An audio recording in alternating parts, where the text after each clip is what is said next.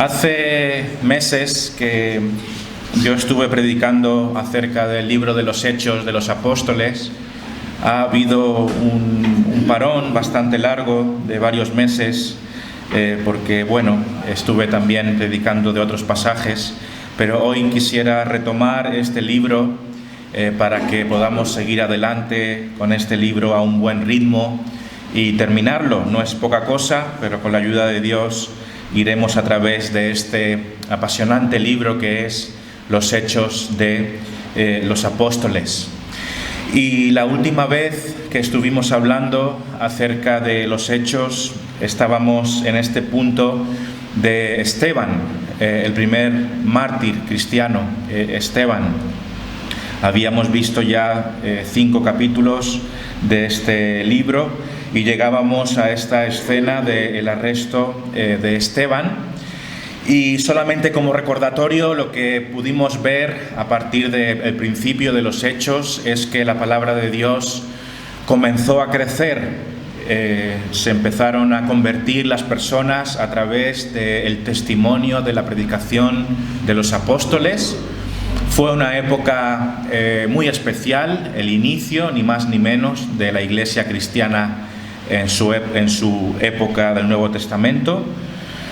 Vimos cómo el Señor respaldaba la predicación de sus discípulos y, en pocas palabras, estaba sucediendo lo que vemos aquí en Hechos capítulo 6, versículo 7, que es un buen resumen de lo que estaba ocurriendo en esa situación. Hechos 6, 7 dice: «Y crecía la palabra del Señor, y el número de los discípulos se multiplicaba grandemente en Jerusalén. También muchos de los sacerdotes obedecían a la fe». Entonces, esto resume lo que estaba ocurriendo en esa época. Crecía la palabra del Señor, el número de los discípulos se multiplicaba grandemente en Jerusalén. También muchos de los sacerdotes obedecían a la fe. Entonces es una época podríamos llamar de prosperidad espiritual, porque la gente viene al conocimiento del Señor, comprende la doctrina cristiana, se convierten al Señor Jesucristo, pero al mismo tiempo sabemos bien que era una época de gran persecución, porque las dos cosas suelen ir unidas, ¿no? El crecimiento y la prosperidad de la obra de Dios no viene sin dificultad, sin lucha, porque sabemos que el enemigo siempre va a confrontar la obra de Dios. Entonces, esto siempre ha sido así. Donde no hay confrontación y donde no hay persecución es que la obra de Dios está parada, está estancada, porque el enemigo está bien, ¿no? Está satisfecho cuando no hay predicación del Evangelio, cuando no hay esfuerzo por parte del pueblo de Dios para esparcir la obra de Dios. Pues Satanás no tiene que hacer nada, porque ya su objetivo está cumplido, que no haya crecimiento. Lo que Satanás no quiere es que la iglesia crezca. Pero en el momento que la iglesia crece, en el momento que la iglesia se entrega a la predicación del Evangelio, es cuando vienen los problemas, y aquí vemos los arrestos, como el de Esteban, la persecución, las falsas acusaciones y toda clase de sufrimientos. Entonces, yo lo que quiero que veamos hoy, siguiendo con la figura de Esteban, vamos a recordar este texto de su arresto, es que pensemos acerca de algo.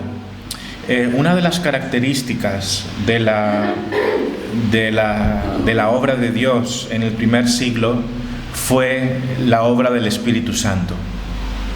De hecho, algunos dicen que este libro no se debería llamar Hechos de los Apóstoles, sino que mejor que se llamase Hechos del Espíritu Santo, porque nuestros hermanos de la iglesia primitiva hicieron todo lo que hicieron a través del poder del Espíritu Santo. Porque sabemos que con fuerza humana y con inteligencia humana no hay nada que hacer. La Iglesia no puede hacer nada si no es por la obra del Espíritu Santo. Y este énfasis es constante en el libro de los Hechos.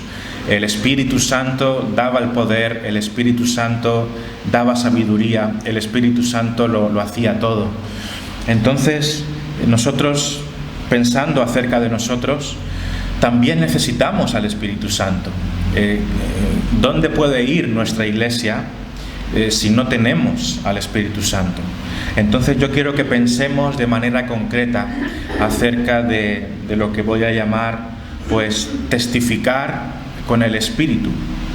Testificar con el Espíritu. Y un buen ejemplo de cómo testificar con el Espíritu de Dios, con la ayuda del Espíritu de Dios, con el favor del Espíritu de Dios, con el sello del Espíritu de Dios, es el ejemplo de Esteban.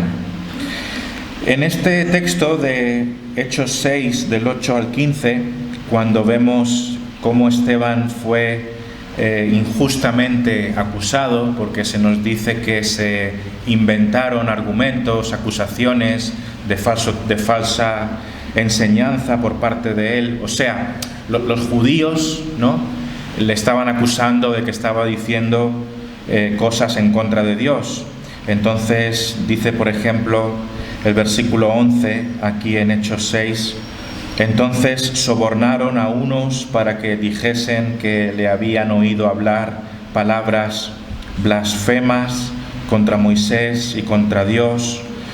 O el versículo 12: y soliviantaron al pueblo, a los ancianos y a los escribas, y arremetiendo le arrebataron y le trajeron al concilio. Aquí vemos cómo Esteban fue falsamente acusado. Él estaba predicando la verdad de Dios, pero estos hombres judíos estaban inventando todo tipo de mentiras para poder arrestarle, ¿no? Y esto es el diablo mismo. Esto es el diablo mismo actuando en contra de la obra de Dios. Pero nuevamente pensemos de qué manera testificó este hombre de Dios con el poder del Espíritu Santo, con la influencia del Espíritu Santo. Lo primero que vamos a decir es que Esteban predicó lleno de gracia. Esteban predicó lleno de gracia. Esto es bastante llamativo, porque cuando pensamos nosotros de predicar con el Espíritu Santo, ¿en qué pensamos, no? Pues la primera impresión, pues, es el poder. Nos viene a la mente el poder del Espíritu Santo, ¿no? La valentía también nos viene a la mente, como los hermanos pedían denuedo al Señor, pedían valentía. El mismo apóstol Pablo en sus oraciones dice que pidan para que él pueda testificar con denuedo la palabra de Dios. Pero es algo muy curioso, y creo que es algo muy importante para la Iglesia, para cada cristiano que comparte la palabra de Dios, y por supuesto para cada predicador, el ser siervos, testigos llenos de gracia. Y pienso que esto es algo que lo podemos olvidar. Dice aquí el texto: y Esteban, lleno de gracia y de poder, hacía grandes prodigios y señales entre el pueblo. Y claro, si nosotros leemos este versículo 8, y Esteban, lleno de gracia y de poder, hacía grandes prodigios y señales entre el pueblo, Hechos 6:8 nos dice esto, pues cuando leemos este versículo, a todos se nos fijan nuestros ojos en lo último, ¿no? Lleno de poder, y hacía grandes prodigios y señales entre el pueblo. Y todos diríamos, amén, esto es lo que necesitamos como iglesia. Necesitamos predicadores poderosos que hablen muy bien y muy fuerte y todo esto. Y yo no digo que no necesitemos ese tipo de cosas, porque también las necesitamos. Pero a lo que yo voy es que la palabra de Dios nos sorprende. Y una de las características esenciales de la predicación cristiana es la gracia. Un corazón lleno de gracia. ¿Qué quiere decir que Esteban estaba lleno de gracia? Porque claro, cuando decimos que este varón estaba lleno del Espíritu Santo, capacitado por el Espíritu Santo, tenemos que recordar que el Espíritu Santo otorga muchas diferentes capacidades y dones, ¿no? Todo lo que el Espíritu Santo es lo que se demuestra a través de esta persona, de este ser humano. Entonces, el Espíritu Santo es el Espíritu de Dios, y el Espíritu Santo no es solamente poder y prodigios. El Espíritu Santo de Dios es gracia, amor y misericordia. Estamos de acuerdo, ¿no? Un predicador de Cristo, un hermano que comparte la fe, lo primero que tiene que tener es la gracia de Dios en su corazón, y entendamos la gracia como el amor. ¿Por qué asociamos aquí la gracia con el amor, con la compasión? Porque el ejemplo de Esteban es un ejemplo completamente claro acerca del amor cristiano por la gente. Pensemos solamente en el momento de su muerte. ¿Cómo falleció Esteban? Esteban fue el primer mártir que murió apedreado.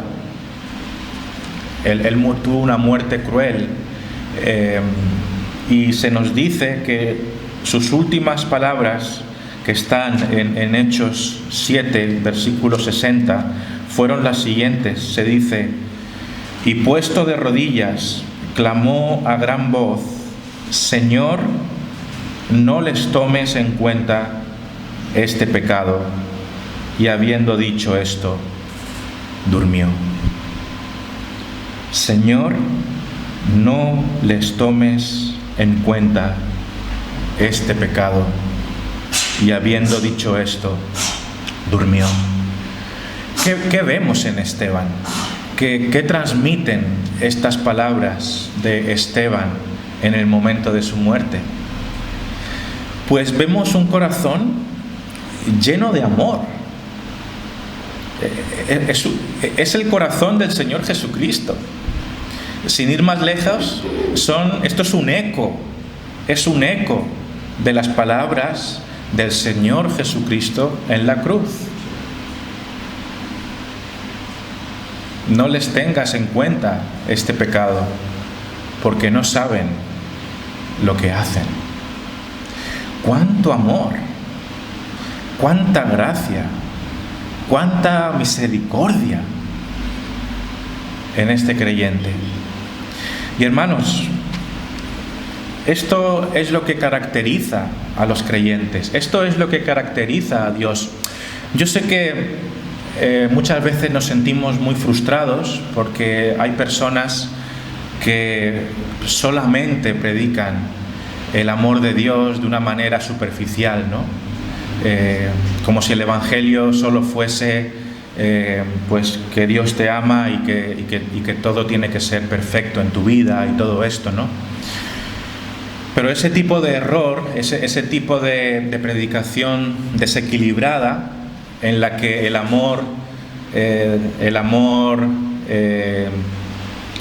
lo inunda todo y no hay nada más, ¿no? Además, no es un amor bíblico, es un amor más bien con una idea humanista, por así decirlo. No tiene que hacer que nosotros seamos cristianos y predicadores ásperos. Nosotros deberíamos ser personas tiernas, deberíamos ser predicadores que amamos a la gente. De hecho, me atrevería a decir que, y creo que es así, que ¿qué hizo que Jesús viniera al mundo? ¿Qué le impulsó? Bueno, podríamos decir que fue la gloria de Dios, eso es verdad. Pero uno de los argumentos, de las razones principales por las que vino Jesucristo fue por amor. De tal manera amó Dios al mundo, que envió a su Hijo a morir por nosotros. Entonces, yo creo, hermanos, que tenemos que pedir a Dios que nos dé un corazón lleno de gracia, lleno de amor. Y esto se lo tenemos que pedir a Dios. Un corazón lleno de gracia es una obra de Dios. Él nos puede dar ese amor por la gente, por las personas, nos puede dar esa compasión por las almas. Y sin amor y sin compasión tampoco podemos hacer nada como iglesia. Si tenemos el anhelo de ver que la iglesia crezca, si queremos ver más iglesias aquí en Mallorca, si no tenemos un amor lleno de gracia, no vamos a ningún sitio.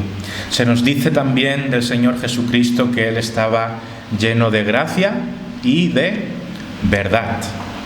Lleno de gracia y de verdad. ¿Veis? Es como un doble filo, ¿no? Por una parte está la verdad, que a veces es dura, la claridad, ¿no? Cuando nosotros predicamos acerca del infierno, cuando predicamos acerca del pecado, estamos predicando de la verdad. Ahí está la parte dura y clara, ¿no? Pero eso tiene que ser una fusión junto con el amor.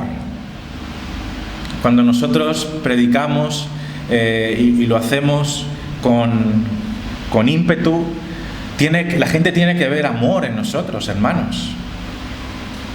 Predicamos condenación, pero no hemos de ser condenatorios. ¿Entendemos la diferencia? Predicamos del pecado, pero no tenemos que odiar a la gente recriminándole estas cosas. Son dos cosas que se solapan, ¿no? La claridad, hemos de predicar el juicio, hemos de predicar el pecado, hemos de predicar el infierno, pero eso tiene que mezclarse con amor y ternura. Una cosa no quita la otra. La predicación del Evangelio viene motivada por el amor, por la compasión, por la gracia.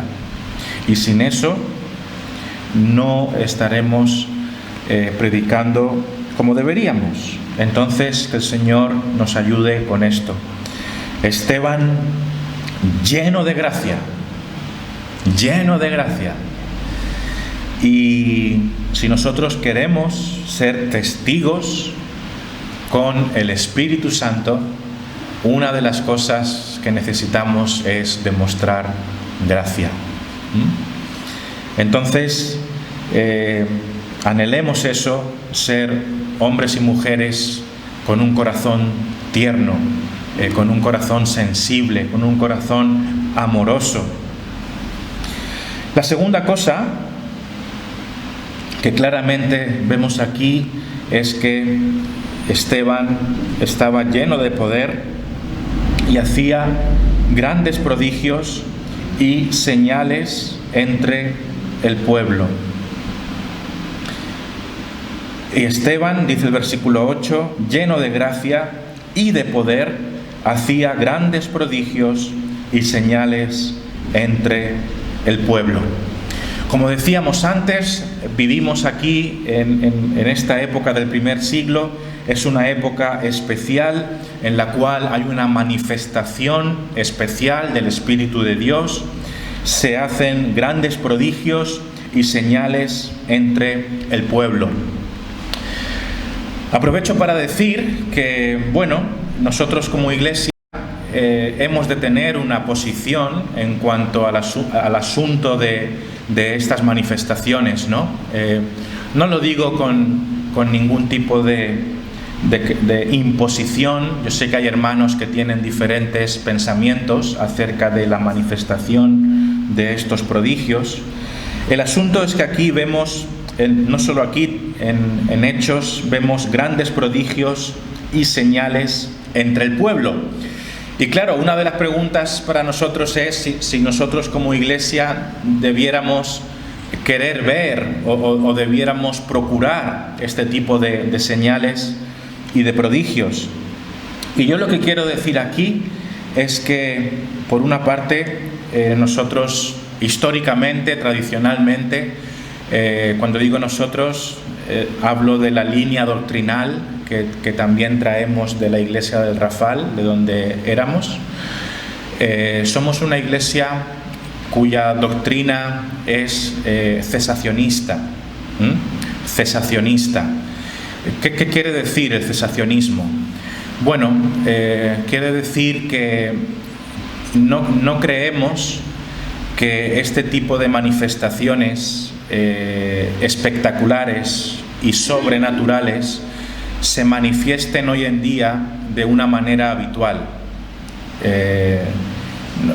Creemos que no se dan esas cosas.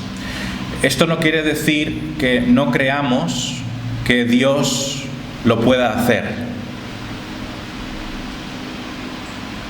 Hay una gran diferencia, ¿no? O sea, nosotros creemos que Dios puede actuar como Él desee. Él podría venir y capacitar a su iglesia para que haga prodigios y señales y lo que Él desee. Él es soberano, Él es el Dios de la historia.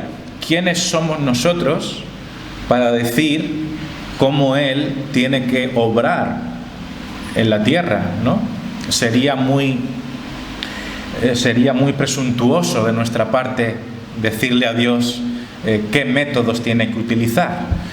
Pero la realidad es que, por lo menos por muchos siglos, no hemos sido testigos de este tipo de manifestaciones. Porque claro, aquí no estamos hablando simplemente de una aparente sanidad que a veces se proclaman, ¿no? en las campañas de sanidad, donde parece que un brazo se alarga o algo así. ¿Me entendéis? No, aquí estamos hablando de gente muerta que vuelve a la vida. Aquí estamos hablando de manifestaciones claras del Espíritu Santo de Dios. Entonces, nosotros pensamos que Dios no actúa de esa manera espectacular, levantando muertos y cosas semejantes de tal magnitud, ¿no? Sanidades instantáneas de este tipo de naturaleza. Creemos que eso fue obra del Espíritu Santo durante el primer siglo, pero que hoy nosotros no deberíamos sentirnos incompletos si es que no vemos ese tipo de cosas, ¿no? Podríamos caer en el error de querer fabricar este tipo de cosas, cuando en realidad Dios no ha decidido actuar así, o Él simplemente decidió actuar así durante los primeros años del primer siglo. Entonces, pero aquí hay una lección igualmente, ¿no? Porque el caso es que la iglesia necesita poder. Entonces, el poder no es solamente prodigios y resurrecciones. El poder es que Dios bendiga la predicación hoy en día. Y esto es lo que necesitamos, hermanos. Necesitamos poder testificar con el poder de Dios. No buscamos fabricar nada, no buscamos crear una falsa espiritualidad, pero yo me pregunto, ¿no debiéramos orar para que el Señor nos dé el poder del Espíritu Santo. No tiene por qué ser nada espectacular. No tiene por qué ser nada... Pero necesitamos ser una iglesia poderosa en el Espíritu Santo. Y ese poder, hermanos, se traduce en cosas sencillas. Lo primero que hemos dicho es ser una iglesia llena del amor de Dios. Ese es un poderoso testimonio. No tenemos que mirar a cosas muy elevadas para ser una iglesia con el poder de Dios. Ser una iglesia llena de gracia, en la que se pueda sentir el amor cristiano, es una muestra también del poder de Dios. Entonces hemos de orar por ese poder del Espíritu Santo, para que el Señor bendiga nuestra predicación. Otra característica que vemos en el testimonio de Esteban es la sabiduría. La sabiduría. Dice aquí el versículo 10 que Esteban se enfrentaba a diferentes personas en la sinagoga que disputaban con él, ¿no? Dice el versículo 9: entonces se levantaron unos de la sinagoga llamada de los libertos y de los de Cirene, de Alejandría, de Cilicia y de Asia, disputando con Esteban. Disputando con Esteban. Estas son una característica muy frecuente también en la predicación apostólica. Siempre había disputa, siempre había gente que se enfrentaba a la predicación con argumentos, con ideas, queriendo rebatir a los apóstoles, ¿no? Pero lo que vemos aquí es que Esteban les contestaba con sabiduría.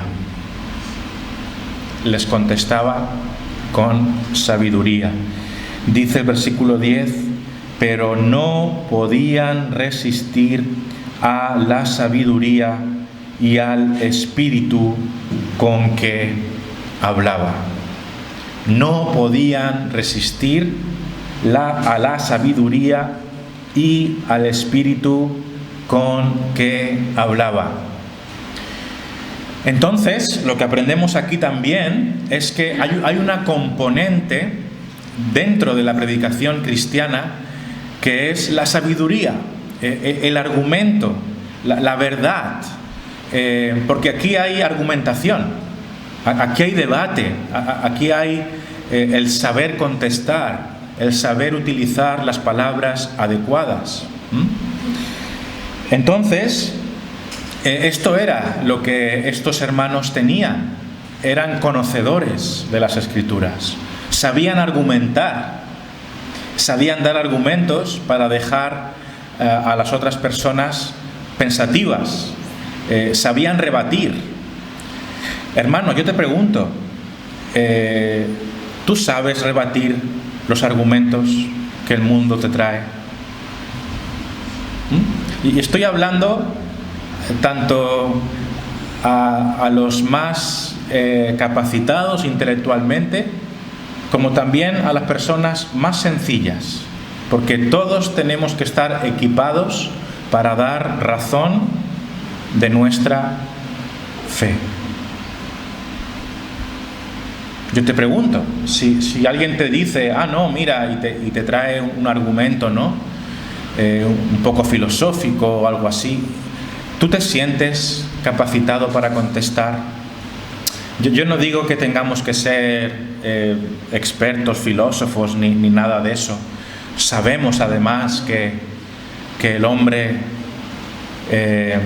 lo que realmente cambia el corazón humano es el Evangelio mismo, ¿no? También sería un error pensar que a través de la argumentación vamos a ganar la batalla. Gana a través del argumento. Es el Espíritu de Dios a través del Evangelio el que transforma el corazón, porque al final el problema del hombre es un problema del corazón, no es un problema del cerebro. Pero de vez en cuando hace falta dar argumento, hace falta dar argumentos. Y esto es lo que nuestro hermano Esteban tenía sabiduría, y no podían resistir a la sabiduría y al espíritu con que hablaba. Entonces, una vez más, lo que vemos aquí es que la sabiduría no basta, porque es una sabiduría que va acompañada con el espíritu. Dice aquí, no podían resistir a la sabiduría y al espíritu con que hablaba. Esteban no solamente hablaba palabras sabias, no solamente argumentaba, eso iba acompañado de el Espíritu de Dios cuando él hablaba. Y esto es lo que necesitamos. Necesitamos personas que sean sabias en las Escrituras, que seamos capaces de contestar a una pregunta un poco difícil, pero que lo hagamos con el poder del Espíritu de Dios. Esto es lo que nos dice aquí el versículo 10. Pero no podían resistir a la sabiduría y al Espíritu con que hablaba. Ahora viene la pregunta del millón, ¿no?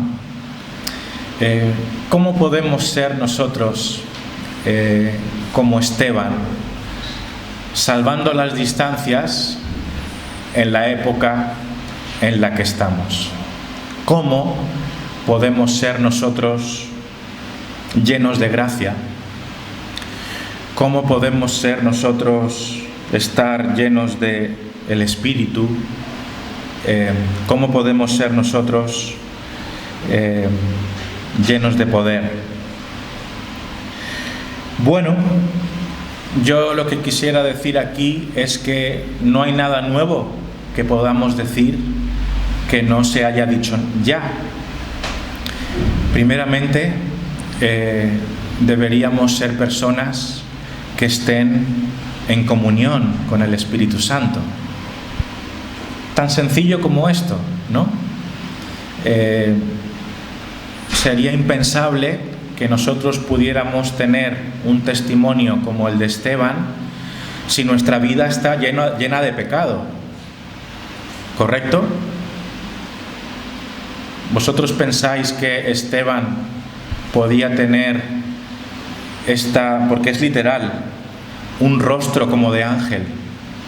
Se nos dice aquí que cuando le miraban tenía un rostro como de ángel.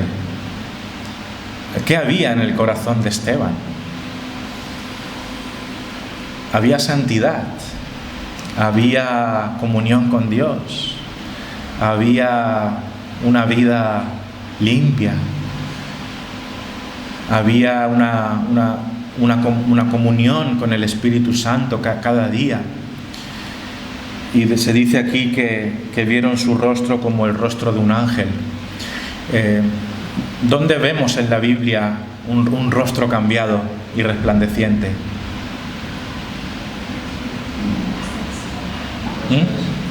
Moisés. ¿Y cuándo él tuvo ese rostro? ¿Después de qué? Al estar ¿dónde? En la presencia de Dios. Es más sencillo de lo que parece, ¿no? ¿Qué significa, hermanos, estar llenos del Espíritu Santo? ¿Cómo podemos estar llenos de gracia y de compasión y de poder y de todo lo demás? Pues viviendo con el Señor en comunión, con un corazón y un cuerpo que procura la santidad. No busquemos grandes fórmulas, no hemos venido a dar aquí, mira, ahora vamos a tener el gran secreto que nos va a hacer que todos seamos como Esteban. Y esto va a saltar por los aires. No, hermanos, no. Lo primero que tenemos que hacer para ser una iglesia llena del Espíritu Santo es arrepentirnos de nuestros pecados, limpiar nuestras vidas, cambiar nuestras prioridades, lavar nuestra mente de toda la basura que nos entra y todo lo demás y llenarnos de la verdad de Dios. Tener disciplina espiritual, dedicar tiempo a la devoción con Dios, pedirle: Señor, yo quiero ser un cristiano que la gente vea en mí tu gracia reflejada.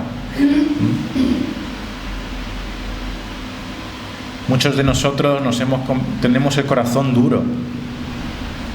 Nuestro corazón está muy duro porque hemos dejado de cultivar un corazón amoroso por la gente. A lo mejor nos hemos vuelto muy cerebrales, a lo mejor todo se ha vuelto muy mecánico, nuestra mente está acribillada por el WhatsApp y todo eso. Necesitamos hacer ajustes en nuestra vida para tener vidas rendidas ante el Señor. Hay una característica también bastante llamativa y que está un poquito escondida aquí en cuanto a Esteban. Y es que él era un predicador constante del Evangelio. ¿Por qué digo esto? Porque fijaos, y con esto acabamos, en los versículos 13 y 14. Dice aquí, en el capítulo 6, versículos 13 y 14, y pusieron testigos falsos que decían: este hombre no cesa, no cesa de hablar palabras blasfemas contra este lugar santo y contra la ley. Entonces, esto de que no cesa, yo me lo creo. Esto de que estaría hablando bastante a menudo, yo me lo creo. O sea, la acusación era falsa, ¿vale? Lo de las blasfemias, eso era mentira. Pero lo de que no cesa, yo creo que si llegaron a este punto es porque les tendría un poco fritos. Porque así son los apóstoles, hermanos. Predican el Evangelio con constancia, con perseverancia. Bueno, el mismo Señor Jesús es un ejemplo de perseverancia, ¿no? Entonces, Esteban era un predicador constante. Siempre estaba en su boca la defensa del Evangelio. ¿Y cómo sabemos que él centraba su discurso en la cruz? ¿Cómo sabemos que él predicaba a Cristo y su muerte? Pues por lo que argumentan estos hombres. Dice aquí, versículo 13, y pusieron testigos falsos que decían: este hombre no cesa de hablar palabras blasfemas contra este lugar santo y contra la ley. O sea, estos judíos escuchaban el mensaje de Esteban y lo que entendieron es que Esteban estaba predicando en contra de el templo, en contra del lugar santo, ¿no? ¿Y qué más? Versículo 14. Pues le hemos oído decir que ese Jesús de Nazaret destruirá este lugar y cambiará las costumbres que nos dio Moisés. Lo que Esteban estaba predicando era que Jesús iba a destruir ese templo y que iba a cambiar los métodos y las leyes y las tradiciones judías. ¿De qué estaba hablando Esteban? De Cristo. Porque ¿quién fue aquel que dijo de sí mismo: destruid esta casa, destruid este templo, este lugar, y yo lo reconstruiré, lo levantaré al tercer día? Lo que Esteban estaba haciendo continuamente es que estaba predicando la muerte y la resurrección del Señor Jesucristo. Claro, los otros ni se enteraban y dicen: no, está predicando que va a destruir el templo y todo esto, cuando en realidad estaba hablando del Evangelio. Estaba hablando de... También ellos malentendieron, porque claro, aquí se dice que Esteban predicaba en contra de la ley. Seguramente lo que Esteban estaba diciendo es que ya la salvación ya no era más por leyes, ya no era más por sacrificios ni por ofrendas de la antigüedad, que Cristo ya vino a abolir todo eso, ¿no? Porque en Él se cumplía toda esa tradición del Antiguo Testamento. Por eso cuando Esteban predicaba a Cristo crucificado, los judíos entendían que estaba aboliendo la ley, como estaban diciendo: ah, no, Jesucristo nos está diciendo que ya lo de Moisés no sirve para nada y que ahora es otra religión, y no es así. No comprendieron cómo Jesús cumplió toda la ley y que ahora ya no eran necesarias esos rituales de animales, porque el gran sacrificio fue hecho, ¿no? Entonces, aquí, entendiendo esto, nos damos cuenta de que Esteban fue un buen predicador de la cruz de Cristo. O si no, no hubieran dicho esto de él, no hubieran dicho lo del templo, no hubieran dicho lo del cambio de leyes. Él fue fiel al Evangelio. Hermanos, el mensaje de hoy pretende ser algo muy sencillo, pero a la vez muy poderoso y muy importante para nosotros. Y no está fuera de nuestro alcance, hermanos. Nosotros podemos tener un corazón lleno de amor si nos sacamos de nosotros, si Dios saca de nosotros toda nuestra apatía, nuestra indiferencia, incluso nuestro odio. Él puede hacernos personas llenas de gracia. ¿Cómo podemos hacerlo? Pues viniendo una vez más a Dios, teniendo comunión con Él, orando a Él: Señor, dame, yo quiero tener un corazón como el de Esteban, que aún cuando lo estaban matando les dijo: Señor, no le tengas en cuenta este pecado. Pidamos por poder, ¿no? Que el Señor haga lo que tenga que hacer, pero yo creo que cuando hablamos de poder no estamos hablando de un poder nuestro. Lo que estamos diciendo es que el Señor bendiga nuestra predicación y que la utilice para cambiar corazones. Eso es poder. Y además es algo invisible, es algo que tampoco en sí mismo se traduce en nada espectacular. Un corazón cambiado es poder. Una conversión es poder de Dios.